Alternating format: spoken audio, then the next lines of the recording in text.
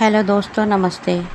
मैं हूं आपकी दोस्त और आज मैं आपके लिए एक ऐसी माँ की कहानी लेकर आई हूं जिसे सुनकर आपकी आँखों में भी आंसू आ जाएंगे। आपको भी अपनी माँ याद आ जाएगी अगर आपकी माँ नहीं है, और अगर आपकी माँ आपके पास है तो उस माँ की अधिक से अधिक सेवा कीजिए। तो दोस्तों, देर ना करते हुए कहानी को शुरू करती हूँ। मैं ख़ुद को दुनिया का सबसे बदकिस्मत इंसान समझता हूँ, क्योंकि जब तक मेरी माँ ज़िंदा रही मैंने कभी उसकी कदर न की, उसे बहुत तकलीफ़ दी। आज वे मुझे छोड़कर जा चुकी है। मुझे हर वक्त उसकी याद आती है। सारी दुनिया मेरे लिए वीरान हो चुकी है। मैं बचपन से ही बहुत ज़िद्दी रहा हूँ। कभी स्कूल जाते हुए ज़िद करना, कभी खाना खाते हुए नखरे करना। मुझे ये नहीं खाना, मुझे वो नहीं खाना।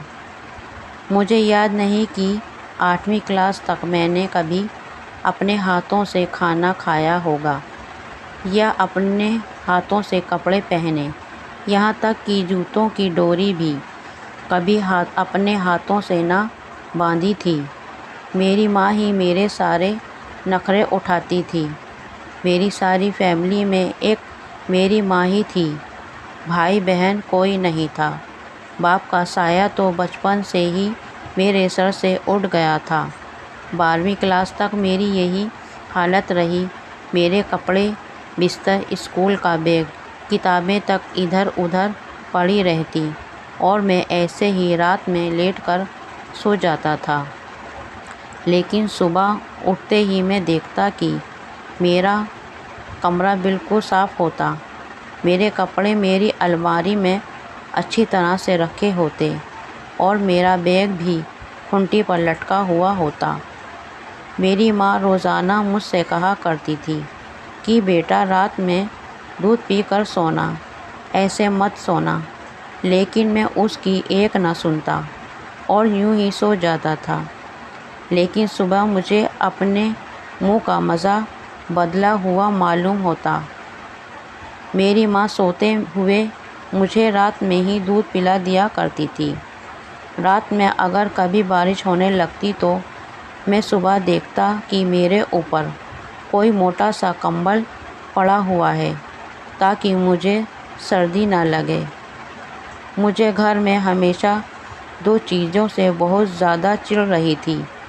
एक उस सिलाई मशीन की खटखट की आवाज़ से जो अक्सर 12-12 घंटे चला करती थी, और दूसरा रोटी के किनारों पर अक्सर घी लगने से रह जाया करता था। तो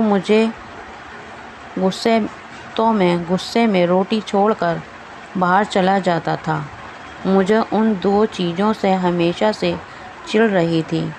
मुझे जब भी ज़्यादा पैसे की ज़रूरत पड़ती तो मैं घर आकर माँ से कह देता कि माँ, मुझे इतने पैसे की ज़रूरत है। और फिर क्या देखता कि जो सिलाई मशीन की आवाज़ अभी तक 12 घंटे तक आ रही थी, वह बढ़कर 18 घंटे आने लगी थी। मुझे आज भी याद है जब स्कूल में एडमिशन के लिए मास्टर जी ने मुझसे कहा था कि 1500 रुपये तुम्हारी एडमिशन फ़ीस लगेगी। शाम को मैं घर वापस आया और अपनी माँ से कहा कि मुझे 1500 रुपये चाहिए, वरना स्कूल में मेरा एडमिशन नहीं हो पाएगा। इतना कहकर मैं अपने कमरे में जाकर सो गया। उसी रात 2 बजे मेरी आँख खुली तो घर के बरामदे में मुझे किसी के रोने की आवाज़ सुनाई दी। मैं उठकर बाहर गया तो क्या देखता हूँ कि मेरी माँ मोटे शीशों का चश्मा लगाए हुए बहुत देर से मशीन की सुई में धागा डालने की कोशिश कर रही है और उसकी आँखों से आंसू बहते जा रहे थे। माँ की ये हालत देखकर मेरी तो रूह कांप गई।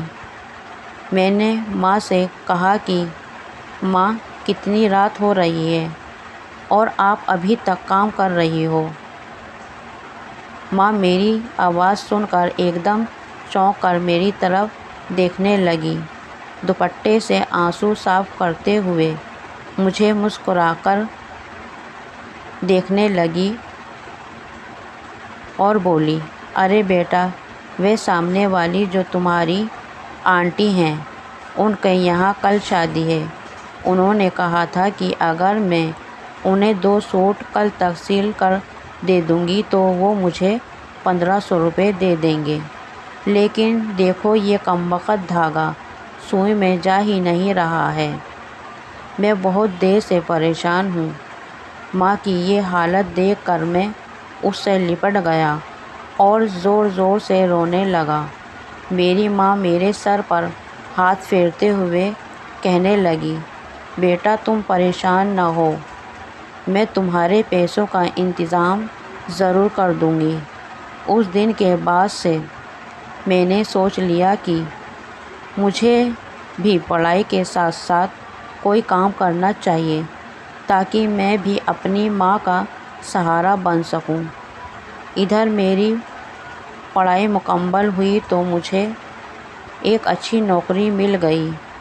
میں نے جب گھر آ کر اپنی ماں کو نوکری کے بارے میں بتایا تو وہ بہت زیادہ خوش ہوئی اور پھر چینی کے ڈبے سے 20 روپے نکال کر مجھے دیے اور کہا، بیٹا جاؤ جلدی سے ان پیسوں کی مٹھائی لے آؤ، میں آج اپنے ہاتھوں سے تجھے مٹھائی کھلاؤں گی۔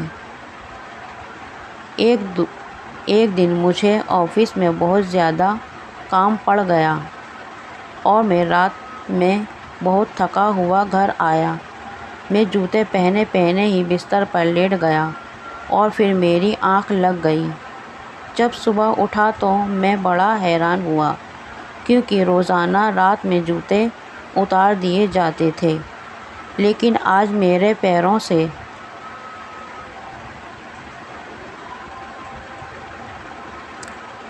جوتے نہیں اترے تھے۔ میں کچن میں گیا تو دیکھا آج کھانا بھی بنا ہوا نہیں تھا۔ میں ماں کو پکارنے لگا، ماں ماں تم کہاں ہو؟ ماں دیکھو آج میرا ٹفن بھی تیار نہیں ہوا ہے، جلدی کرو ماں، مجھے دیر ہو رہی ہے۔ لیکن پتہ نہیں کیوں ماں کا کوئی جواب نہیں آ رہا تھا۔ میں کمرے میں گیا تو دیکھا ماں آرام سے بستر پر سو رہی ہے۔ میں اس کے پیروں کو دبا کر اسے اٹھانے لگا، لیکن ماں اٹھ ہی نہیں رہی تھی۔ میں اس کے سر کے پاس گیا اور سر کو دبا کر اٹھانے لگا۔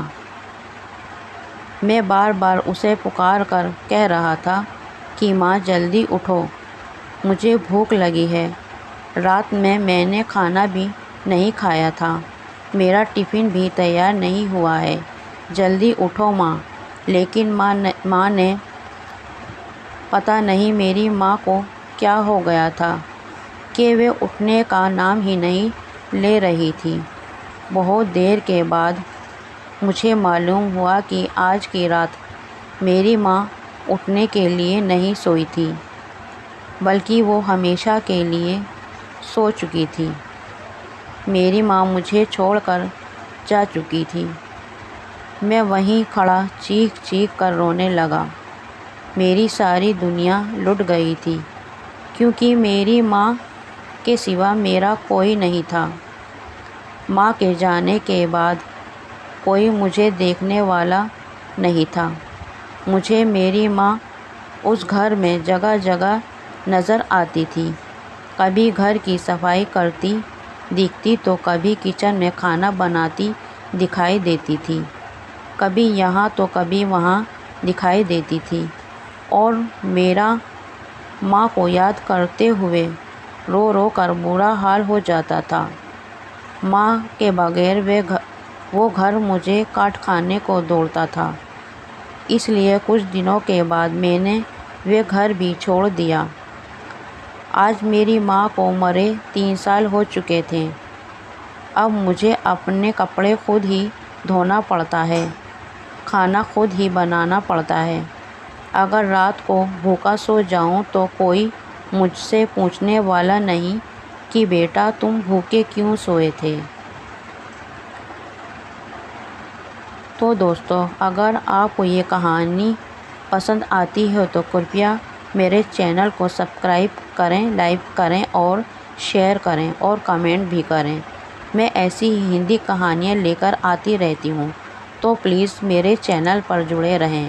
پلیز سمرتھن کیجیے تاکہ اگلی کہانی میں آپ کے سامنے اچھی سے اچھی پیش کر سکوں اور اپنی غلطیوں میں سدھار کر سکوں۔